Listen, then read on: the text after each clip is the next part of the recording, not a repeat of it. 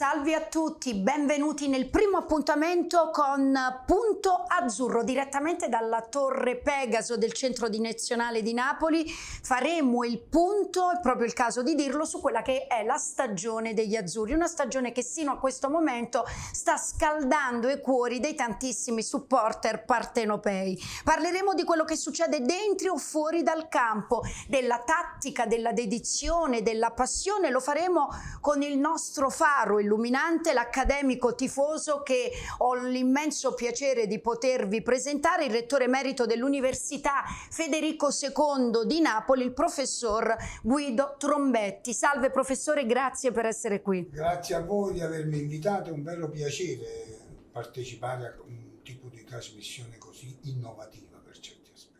Grazie professore, felici di poterci avvalere della sua professionalità, della sua passione, così come sono lieta di potervi presentare un punto di riferimento importante, costante dei tanti tifosi azzurri. Infatti con noi abbiamo oggi il direttore del Napolista, uno dei giornali più letti assolutamente dei tifosi del Napoli, che dal 2010, pensate amici, si occupa delle vicende dei partenopei e non solo. Dunque il nostro benvenuto a Max Gallo. Salve Max, grazie per aver accettato il nostro invito. Grazie a voi, è un piacere tenere a battesimo questa trasmissione. E allora affronteremo assieme al professor Trombetti, assieme a Max Gallo, una serie di argomenti ovviamente legati alla formazione azzurra, ma iniziamo ed andiamo a guardare la classifica del campionato della massima serie sin qui, vale a dire prima della sosta. Metteremo poi a confronto la classifica del campionato della massima serie con quella dell'Europa League, dove il Napoli probabilmente per una serie di motivi non sta brillando, non sta dando il massimo di sé. Andiamola a leggere per poi commentarla con il professor Trombetti e con Max Gallo. Domina il Napoli a punteggio pieno, lo guardiamo in video, con 21 punti, segue il Milan a 19, Inter 17, Roma 15, Fiorentina a quota 12 punti, 11 in coabitazione per Atalanta, Bologna, Lazio e Juventus, 9 punti per l'Empoli, 8 Torino, Udinese, Hellas Verona, 7 Sassuolo, Sampdoria a quota 6, 5 punti per Genoa e Venezia, 4 per Spezia e Salernitana. Chiude mestamente la classifica il Cagliari a quota 3 punti. Un Napoli che brilla, professor Trombetti, come non entusiasmarsi, anche se bisogna essere cauti. Sì, infatti io sono estremamente cauto e vorrei che tutti ricordassero che l'obiettivo del Napoli è andare in Champions e non vorrei che alla fine del campionato magari arriviamo secondi e comincia Napoli a vestire gli abiti del però che questo Napoli sia in condizione, io non dico di vincere lo scudetto, vuol dire di nessuno, ma di competere fino all'ultima giornata, di competere, per me non ci sono dubbi. E il merito della squadra di quest'anno è uguale a quello dell'anno scorso, mutatis mutandis. È vero che è arrivata a questa ottimo acquisto, ma insomma è la squadra dell'anno scorso. Vuol dire che il merito è in buona parte del tecnico, che ha messo mano al gioco, ha messo mano ai rapporti con lo spogliatoio, e questo si vede, perché questo Napoli alcune partite non le avrebbe vinte se avesse giocato con l'atteggiamento dell'anno scorso. Invece è una squadra che non demorde, una squadra che non si avvilisce. E poi c'ha Osimhen in più, perché noi Osimhen l'anno scorso non l'abbiamo avuto, diciamo la verità.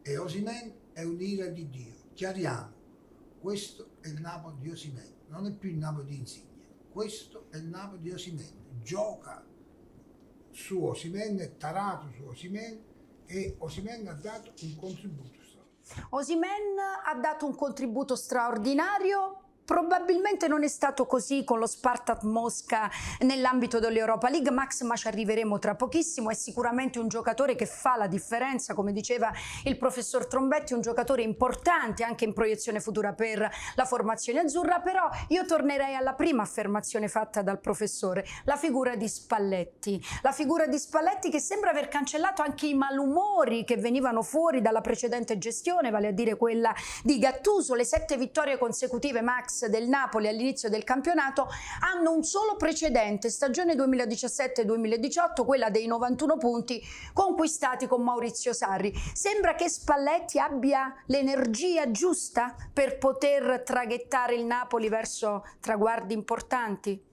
Spalletti si sta rivelando l'uomo giusto al posto giusto. È un allenatore che è anche profondamente cambiato, soprattutto dal punto di vista mediatico, perché lui ha subito, secondo me, in questi anni una propaganda negativa per tutto quello che è successo con Totti. Gli hanno fatto documentari contro, serie TV contro, e in passato lui si era anche distinto soprattutto per dei post partita in cui manifestava la sua esuberanza e il suo nervosismo. Ha cambiato atteggiamento mediaticamente, si è dedicato al campo, perché lui resta un grande allenatore. Lui è stato un allenatore profondamente innovativo nel calcio italiano. Il falso 9, diciamo, in Italia lo ha portato lui, portando Totti a giocare in quel modo e allungandogli di tanto la carriera. È stato molto bravo, secondo me, a cambiare atteggiamento mediatico e si è dedicato al campo, si è dedicato ai rapporti con lo spogliatoio.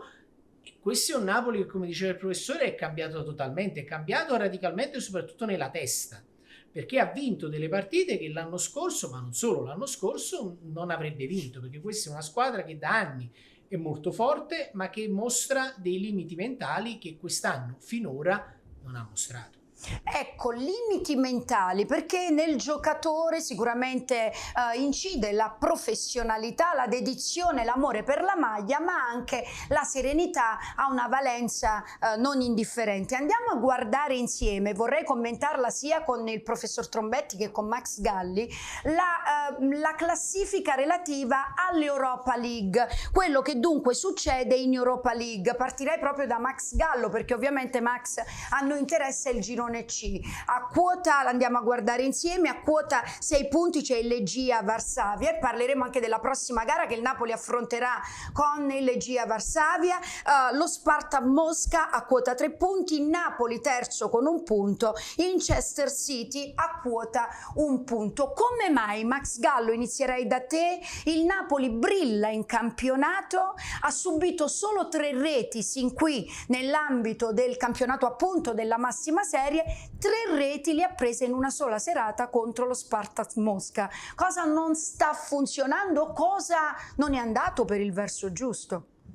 Ma insomma, io non ne farei un dramma, perché il Napoli ha giocato 7 partite in campionato e le ha vinte tutte, e questa è la straordinarietà, cioè la straordinarietà di aver vinto tutte le partite in campionato. In Europa League il Napoli ha giocato una partita molto bella, per certi versi la migliore della stagione, in Inghilterra, in casa dell'Leicester, rimontando 2 gol a una squadra che l'anno scorso ha lottato per andare in Champions, quindi per essere tra le prime 4 in Premier, e poi ha avuto una serata, non dico sfortunata, una serata in cui non ha funzionato, ha perso un po' di concentrazione, non è riuscita dopo l'espulsione di Mario Rui a fronteggiare gli eventi negativi come invece era successo. Però insomma, da qui a far partire un processo insomma, mi sembra eccessivo. Una partita il Napoli la doveva pur perdere, oltre all'amichevole con il Benevento. È chiaro che quella serata si è persa un po' di concentrazione. La concentrazione fa tanto nello sport, non solo nello sport. Il Napoli è riuscito anche nella prima partita col Venezia a vincere con un uomo in meno. Con lo Spartak invece si è anche un po' specchiata, diciamo, ha fatto un po', è diventata una squadra narcisista a un certo punto, ha pensato solamente alle azioni belle, ha perso di vista l'obiettivo della vittoria ed è stata castigata. È una lezione importante, secondo me. Ma poi in Europa non si può scherzare, cioè tu non puoi regalare un uomo all'avversario. Quello con lo Spartak in realtà sono state 2 partite. Una partita, andatela a rivedere, il Napoli fino all'espulsione di Mario Rui ha giocato una grande partita, espulso Mario Rui, la squadra non si è ritrovata. Ma in Europa non è come nel campionato italiano contro il Venezia. Le squadre che affronti sono comunque di livello medio-alto nel loro paese, se no non sarebbero lì. Viene espulso Mario Rui, quindi questa per certi aspetti, a me che sono superstizioso, tutto sommato mi fa comodo di considerare questa sconfitta Dici, su 8 partite abbiamo avuto velocità, abbiamo già avuto la sconfitta, ci siamo tolti il pensiero. Però questa partita non è comparabile con le altre, perché ha avuto una serie, ma segnatamente l'espulsione di Mario Rui, un evento eccezionale, straordinario. Ci dobbiamo augurare che i nostri giocatori, Mario Rui, Osimhen, quelli più esuberanti, capiscono che certi errori poi si pagano, e si pagano molto caro, perché quello di Mario Rui è stata un'espulsione sacrosanta, perché lui poteva rompere la gamba all'avversario, non l'ha fatto con cattiveria, ma lui lo sa bene che quelle entrate non si possono fare, quindi non deve più succedere. Io sono fiducioso che noi, forse il primo posto è un po' difficile, ma supereremo il turno in Europa League. Sono fiducioso. Il Napoli dunque brillerà anche in Europa League, noi staremo a vedere. A Max Gallo e al professor Trombetti pongo una domanda che è sicuramente inerente allo sport, ma ha a che fare anche con la cultura. Voi vi interfacciate, uno in un senso e in un altro, con tantissimi giovani, siano essi studenti, tifosi. Quanto è importante anche educare allo sport. Perché vi dico questo? Perché faccio questa prefazione? Per il divieto ai tifosi dell'Egia. La prefettura di Napoli ha disposto il divieto di vendita di biglietti d'ingresso allo stadio Diego Armando Maradona ai residenti in Polonia per l'incontro appunto Napoli-Legia-Varsavia del prossimo 21 ottobre. Questo quanto comunicato dalla società sportiva Calcio Napoli poche ore fa, e la misura sin dal sorteggio era prevedibile considerando anche i trascorsi, no, tra le due formazioni e tra gli ultra dell'Egia e del Napoli. Nel dicembre del 2015, professor Trombetti, partirei da lei perché questo è un dato che ci fa anche male, no? Andare ad evidenziare relativamente allo sport. Nell'incrocio sempre in Europa League ci furono 2 giorni di violenza ed il bilancio finale vide arrestati 7 polacchi, 3 bulgari, 16 italiani con circa 86 daspo ai responsabili degli scontri con le forze dell'ordine proprio nei pressi dell'attuale stadio Diego Armando Maradona, all'epoca stadio San Paolo. Quanto fa male tutto ciò, quanto in un'epoca di semi-normalità, dato il periodo sociale storico che stiamo vivendo, è importante rieducare allo sport, alla condivisione, al lavoro sinergico. È fin troppo banale dire mezzo sana in corpore sano, e quindi che lo sport è importante per l'uomo, come la lettura, come la scrittura, insomma, come vedere il cinema, sentire la musica, perché l'uomo non deve mai essere ad una dimensione. Lo sport è vitale, in particolare per i ragazzi che hanno pagato un prezzo altissimo durante la pandemia, niente calcetto, niente tennis, invece è fondamentale. E in Italia c'è un difetto antico, che lo sport nelle scuole non si pratica. In Italia è fortunato chi va a scuola in un edificio dove c'è un simulacro di palestra, ma la scuola non fa fare calcio, la scuola non fa fare tennis, la scuola non fa fare atletica. Questo è un difetto che ci porteremo avanti. Io non credo che mai nessuno riuscirà a metterci mano. È un po' come il difetto della scuola italiana di ritenere che il sapere umanistico sia superiore in importanza al sapere scientifico, ma non annoiamo gli spettatori. Il problema dei divieti, io su questo sono un uomo pratico, ognuno deve fare il suo mestiere. Allora il prefetto e il questore devono valutare, certo, e devono decidere, perché se poi non voglio parlare di quello che è accaduto a Roma, non voglio tacere, ma se poi vengono i tifosi polacchi e si hanno degli incidenti, la responsabilità non è né mia, né dell'altro tifoso, né del giornalista, né del prefetto e del questore. Per me loro devono decidere e io ritengo che decidono per il meglio. Sappiamo quante volte la sottovalutazione ci ha fatto poi pentire di certe scelte. Max Gallo, la tua opinione in merito? Purtroppo oggi è complicato, è complicata la convivenza tra tifosi. tifosi, l'abbiamo visto anche l'altra sera, Inghilterra-Ungheria, ci sono stati gli scontri con i tifosi ungheresi che addirittura hanno costretto alla fuga gli steward, è dovuta intervenire la polizia inglese. Quindi, poiché il calcio resta il calcio, che è uno sport, è anche un'industria, tutto quello che vogliamo, però se una partita di calcio deve poi deve far lavorare 100 agenti, 150 agenti di polizia, insomma è uno spiegamento eccessivo, cui probabilmente una città non può permettersi, e quindi la soluzione è evitare che alcuni tifosi vengano allo stadio. Assolutamente d'accordo con entrambi, drastica ma tutela ovviamente tutti. Facciamo un salto indietro prima di proiettarci al futuro. Il Napoli cala il 7 bello, Spalletti ha sbancato a Firenze, parliamo dell'ultima gara affrontata in campionato prima della sosta, nell'ultima appunto del campionato della massima serie, ed ha centrato, così come hanno messo in evidenza anche i nostri ospiti, la 7ª vittoria consecutiva in campionato, che lo porta prima della sosta in vetta alla classifica, come abbiamo visto poc'anzi anche grazie alla grafica. Lozano e Ramani firmano il successo al Franchi, rimonta dopo il vantaggio viola firmato da Quarta e danno un loro segnale al campionato. Due giocatori che più volte si sono messi in evidenza.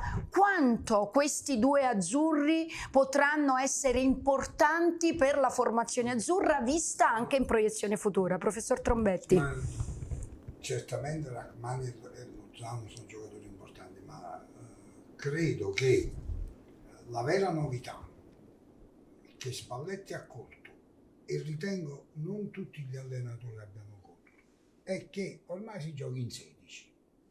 Si gioca in 16 significa che i 5 cambi non sono cambi previsti nel caso che ti si infortunano 5 giocatori, ma sono 5 titolari a tutti gli effetti, che entrano in un momento stabilito dall'allenatore per portare il contributo alla partita, il contributo tecnico, il contributo tattico, eccetera, eccetera. Da questo punto di vista Rachmani gioca un po' più stabilmente. Lozano è un esempio. Lozano lo stanno utilizzando spesso, quasi mai è partito dal primo minuto, per fare 30-40 minuti nella ripresa. Essendo un giocatore velocissimo, è un modo intelligente di utilizzare. Quindi tutti possono dare un grande contributo, tutti, anche Mertens, che adesso è ritornato abile alla leva, anche Mertens darà un grande contributo, ma questo è legato alla capacità, direi strategica, oltre che tattica, di Spalletti. Qua nessuno si sente una riserva, se tutti capiscono che ormai il calcio non si gioca più in 11. Ecco Max, un argomento estremamente importante, quello sollevato dal professor Trombetti, al quale aggiungo, ponendoti una domanda. Quella del Franchi, come molti scrivevano, è stata a tuo avviso una prova di maturità, un esame superato? Probabilmente quella, a tuo avviso, la partita nella quale è venuta fuori la vera personalità del tecnico e dei suoi calciatori? Il Napoli quest'anno ha rimontato in molte occasioni. In Europa League, in casa col Venezia, ha ripreso una partita a Genova contro il Genoa che era comunque difficile, a un certo punto loro ci avevano rimontato, quindi era complesso vincere. Firenze sicuramente è stata la partita con la Juventus in casa contro la squadra, una squadra forte, perché il Napoli fin qui, bisogna dire, ha anche avuto un calendario agevole, ha affrontato la Juventus, però è una Juventus molto rimaneggiata. Sì. La vittoria a Firenze in rimonta è stata la vittoria che ha fatto capire che la squadra è veramente solida dal punto di vista psicologico, che è una squadra che è unita. Ed è importante quello che diceva il professore, perché Spalletti sta puntando anche su quella che è la forza del Napoli, cioè la forza dell'organico. Perché al Napoli magari, a parte Osimhen, Koulibaly, ha una squadra molto forte, però non ha proprio il fuoriclasse. Però è una squadra che mediamente ha una forza che forse in Italia quasi nessuno ha, e quindi l'importanza di sfruttare questa rosa, di far cercare di capire ai calciatori ormai giocare 30 minuti o giocare 60, giocare 90 è più o meno la stessa cosa, si può essere decisivi con 30 minuti, perché questa regola dei 5 cambi effettivamente ha stravolto il calcio e quindi ha stravolto la gestione della partita. Assolutamente, Chissà prego, se- professor Trombetti. Secondo me a Firenze è venuto fuori un altro dato assolutamente chiaro. I talebani perdono e devono perdere, perché Italia è un talebano, fa un calcio bellissimo, spumeggiante, bello da vedere, e poi o vinci o perdi, una follia. Ti ostini a marcare Osimhen con un solo uomo e 50 metri di gambe, e allora ben ti sta che perdi, perché tu il calcio non lo capisci. Il calcio è fatto anche di valutazione di quello che puoi effettivamente dare.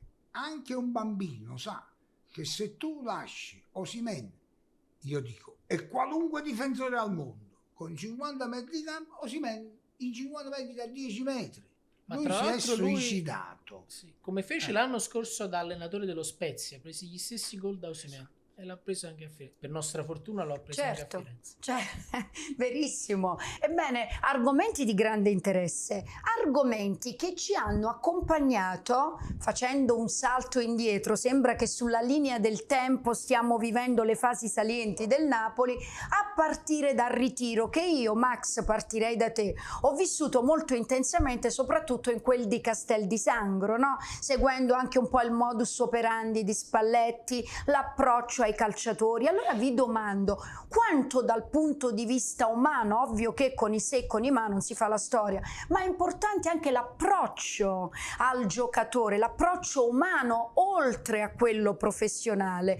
A vostro avviso la comunicazione affrontata da Spalletti, il modo in cui comunica con i suoi uomini è più efficace da quello messo in campo in precedenza da Gattuso? Vabbè, la comunicazione di Gattuso all'esterno era una comunicazione deficitaria, cioè insostenibile, largamente insufficiente. Con i giocatori, non lo so, Gattuso secondo me ha commesso l'errore di puntare su un gruppo ristretto di calciatori. Quindi c'era la sua squadra, c'era la sua formazione, aveva 12-13 calciatori, gli altri non si sentivano parte integrante di questo gruppo. Spalletti ha cambiato questo e lavora probabilmente di più su ogni calciatore. Vediamo Lozano, vediamo Elmas, vediamo Rachmani che è diventato un titolare mentre di fatto è stato un fantasma con Gattuso. Poi per quanto riguarda la comunicazione all'esterno, Gattuso insiste su una comunicazione primitiva che secondo me lui dovrebbe anche modificare, che può dargli successo in determinate platee con determinati spettatori, però poi se vuole crescere, lui ha tante ambizioni, insomma dovrebbe darsi un profilo diverso. Questo profilo è un profilo non per grandi squadre. Ma poi Professor diciamo Trombetti. la verità, noi alla fine, se qualcuno ha visto Spagna, Francia, si è reso conto che hanno vinto i giocatori e hanno perso gli allenatori. Perché? Con due numeri di due grandi fuoriclasse, mo era in fuorigioco, non era in fuorigioco, e tra l'altro con Mappé che ha giocato la peggiore partita della sua esistenza, la Francia ha battuto la Spagna. Questo per dire che il vecchio saggio Ferlaino alla mia domanda, Presidente, ma un allenatore che cosa deve fare? Mi rispose, Trombetti, la prima cosa non devono fare danni. Ecco, io la penso come Ferlaino. Quindi non dobbiamo mitizzare i giocatori tecnici. Mourinho il campionato lo vincerà perché non c'ha i giocatori adeguati a vincere il campionato.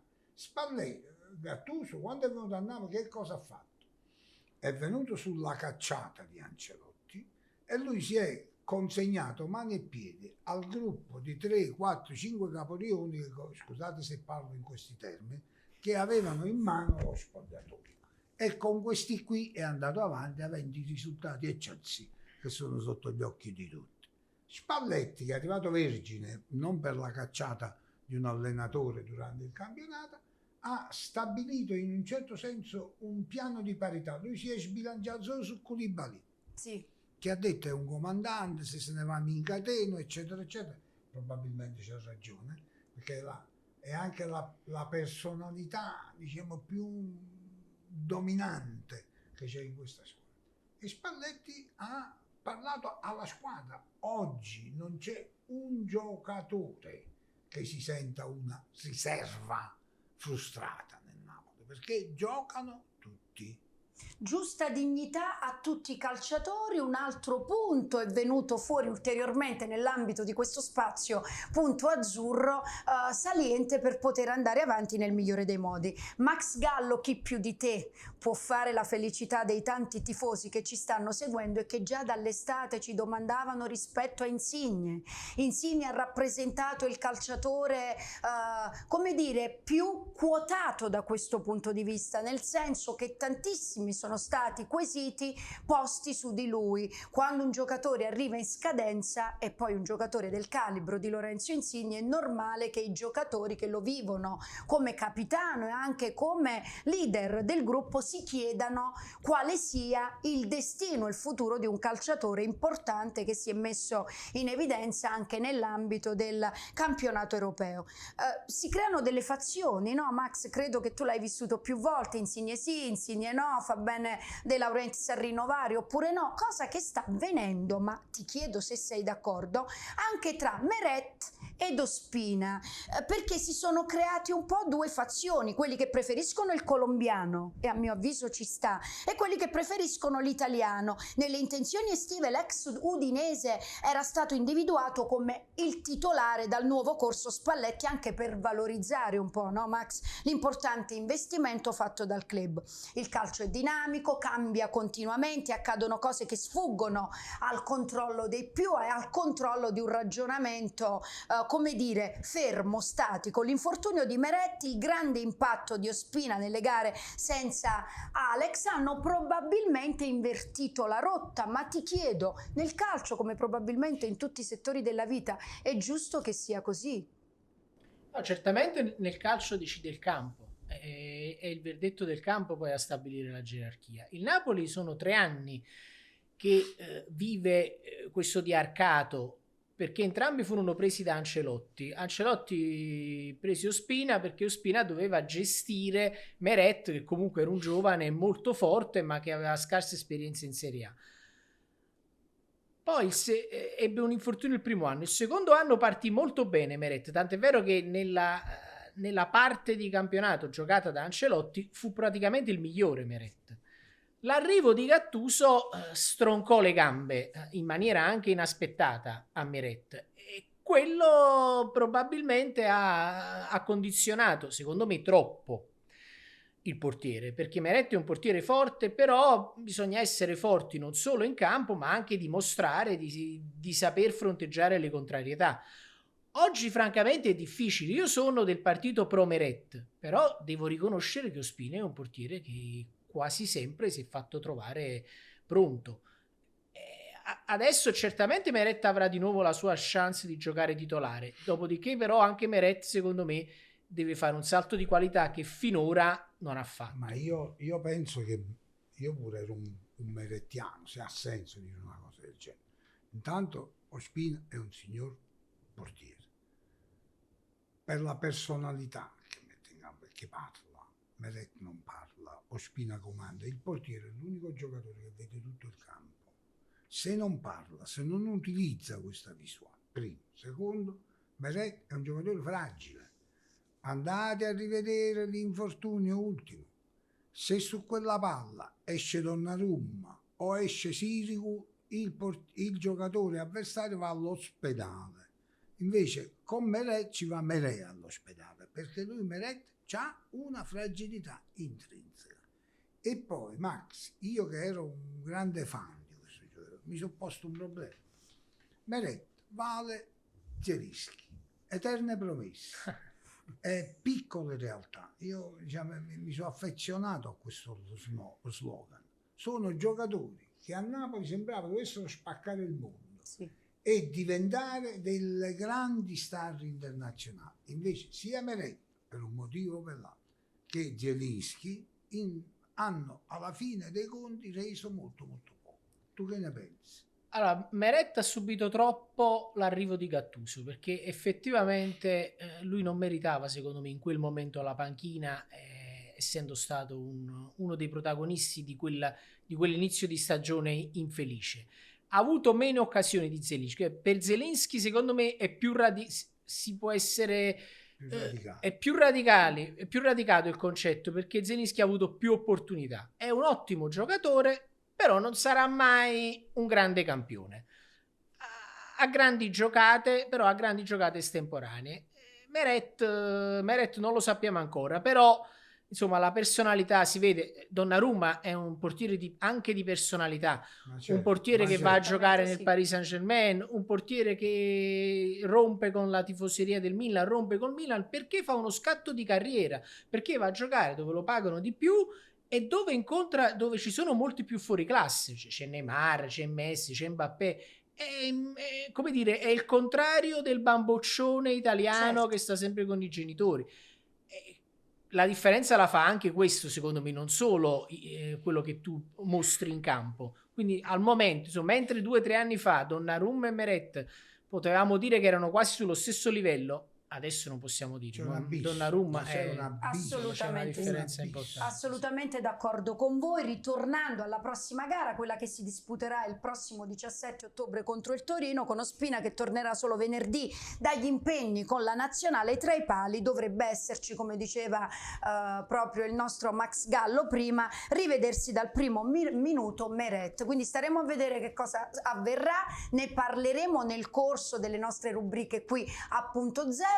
Prima di proiettarci appunto alla prossima gara e dunque vedere insieme il prossimo turno del campionato della massima serie, dunque l'8ª giornata, io volevo chiedere al professor Trombetti che si interfaccia con i tantissimi tifosi del Napoli, così come il nostro Max Gallo, qual è a suo avviso il futuro di Lorenzo Insigne e quanto questo ragazzo potrà essere ancora importante per il Napoli. Devo dire che chi si interfaccia veramente con i tifosi del Napoli è Max Gallo. Assolutamente che sì. Si prende anche una serie di improperi, ma d'altro canto se le merita per il tipo di atteggiamento frontale che ha.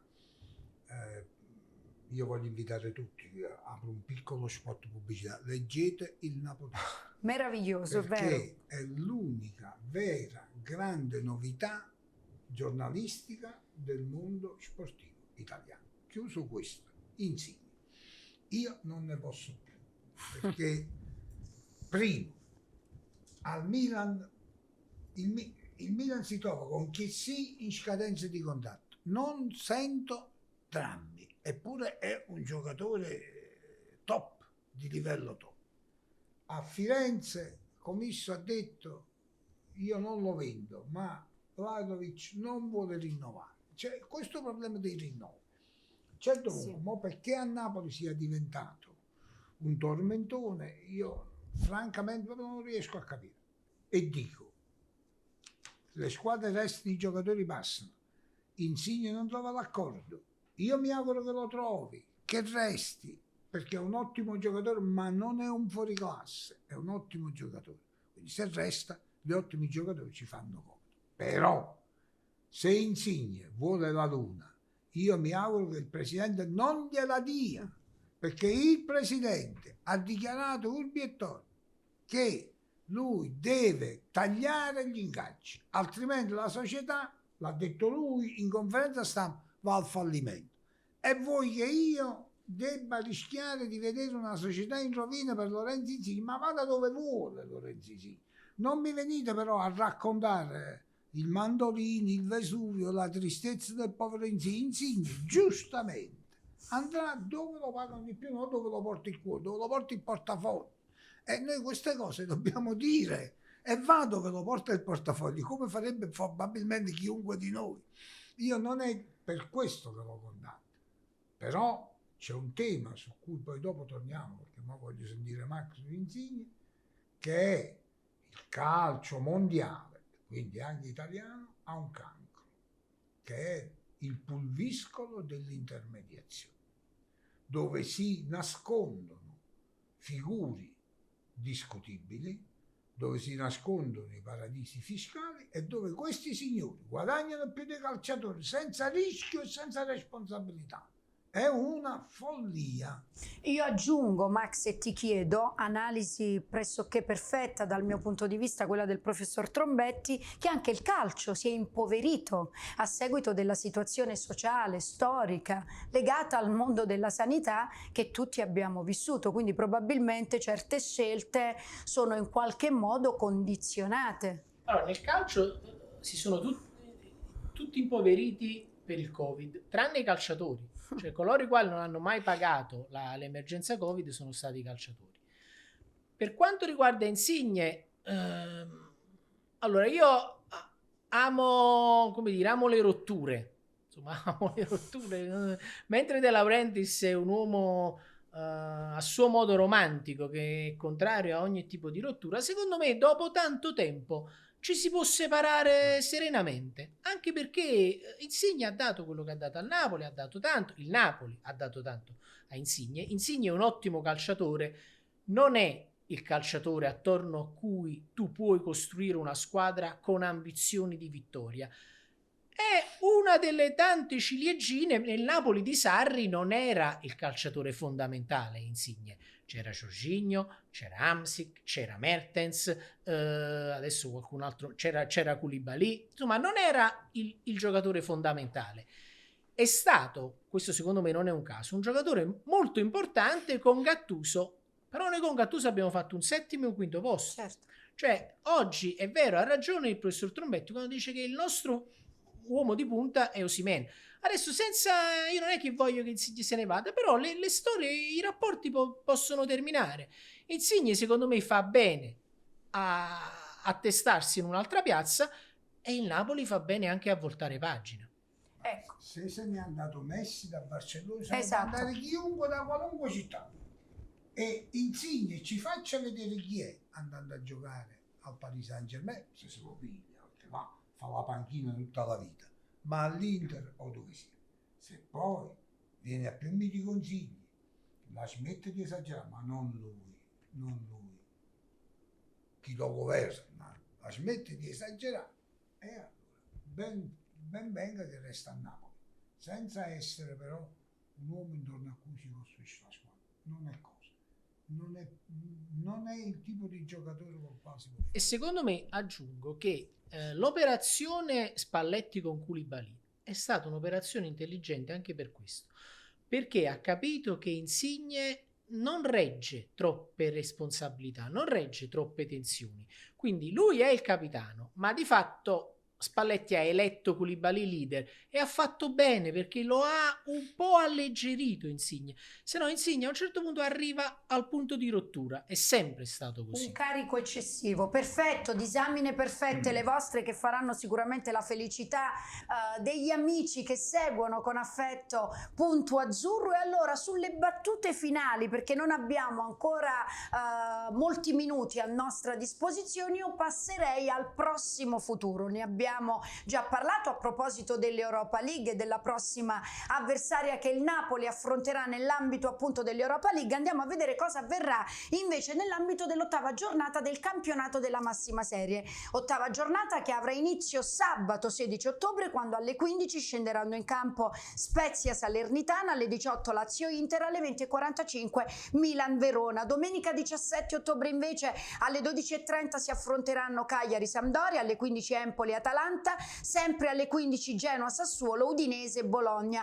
Alle ore 18 al Diego Armando Maradona il Napoli affronterà il Torino, alle 20:45 la Juve la Roma. Il campionato nella sua ottava giornata terminerà lunedì 18 ottobre, quando alle 20:45 scenderanno in campo Venezia Fiorentina. Dunque, per concludere, prossima avversaria nell'ambito della Serie A sarà appunto il Torino.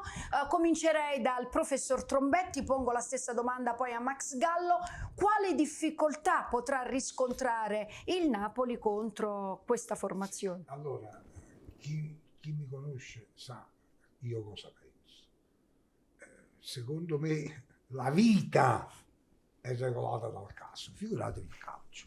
Allora non ci sono partite facili, le partite bisogna andare a vincere. Se ragioniamo in teoria, sulla carta la partita è una partita larghissimamente alla portata del Napoli, quasi una formalità, ma il Napoli perse uno scudetto battuto in casa per 1-0 con un gol fatto al primo minuto da un Perugia già retrocesso.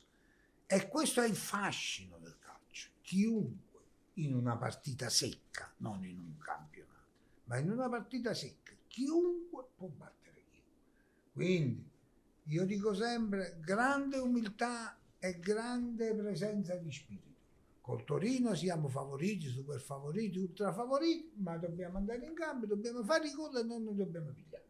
E i giocatori questo non se lo devono dimenticare, perché nel momento in cui si perde l'umiltà, e allora è l'anticamera poi della rovina. Quindi forza Napoli, siamo tifosissimi del Napoli, io sono pure superstizioso, non mi strapperete mai un pronostico, però il calcio è così. Anche perché Max Gallo 11° in classifica, il Torino a quota 8 punti, ma si sa nel calcio, così come diceva il professor Trombetti, i pronostici sono quasi impossibili. Sì, è una partita comunque che nasconde delle insidie, perché viene dopo la sosta, molti calciatori sono reduci dalle nazionali, c'è il ritorno di Juric è l'allenatore di Napoli-Verona, partita di cui si è discusso a lungo sin troppo a Napoli. È un allenatore le cui squadre ci danno fastidio, giocano uomo su uomo, in genere in maniera molto, molto intensa. Il Napoli dovrebbe insomma vincere la partita, dopodiché però io voglio dire anche un'altra cosa: il Napoli prima o poi qualche partita non la vincerà. Certo. E secondo me sarà importante nella corsa al campionato la gestione dei momenti grigi. Questo è importantissimo, perché noi ci arrabbiamo quando Arrigo Sacchi dice Napoli, il problema del Napoli è l'ambiente, perché non si sa come riesce a gestire le sconfitte. Ha ragione Arrigo Sacchi ha perfettamente ragione. Noi abbiamo vinto 2 scudetti, ma noi in quegli anni magari avremmo potuto vincere anche di più, perché avevamo una squadra fortissima. Però noi questo lo scontiamo, non è che non lo scontiamo. Ricordiamoci anche di quello che è successo con Sarri a Firenze. Quindi il Napoli, seppure non dovesse battere il Torino, perché noi già una partita che abbiamo perso in Europa League sembra che sia successo chissà cosa. Questo volevo richiamare, dopo la sconfitta così avventurosa con lo Spartak, io ho sentito 500 telefonate alle televisioni, Spalletti non è buono, Spalletti è sbagliato. Da questo punto di vista è una cosa terribile. Vero, verissimo, anche perché qui a Napoli ci si esalta facilmente e con la stessa facilità ci si deprime alle prime difficoltà. Bisogna sostenere la squadra nel bene e nel male e ringraziando il lavoro di tutti, il Napoli sta brillando in campionato, ci auguriamo che si possa continuare così. Ci avviamo noi intanto al termine di questo primo appuntamento con il Punto Azzurro. Io voglio ringraziare di vero cuore per analisi perfette, precise e soprattutto fatte con il cuore, con tanta passione, sia il rettore emerito dell'Università Federico II di Napoli, il professor Guido Trombetti, grazie professore. Ringraziamo. E sia Max Gallo, che è appunto il direttore del Napolista, uno dei giornali più letti dai tifosi del Napoli, perché viene fuori tutta la passione, la dedizione azzurra. Grazie Max. Grazie a voi. Dunque grazie ad entrambi, noi ci ritroveremo molto presto insieme qui nella Torre Pegaso del centro direzionale, sempre pronti per fare il Punto Azzurro.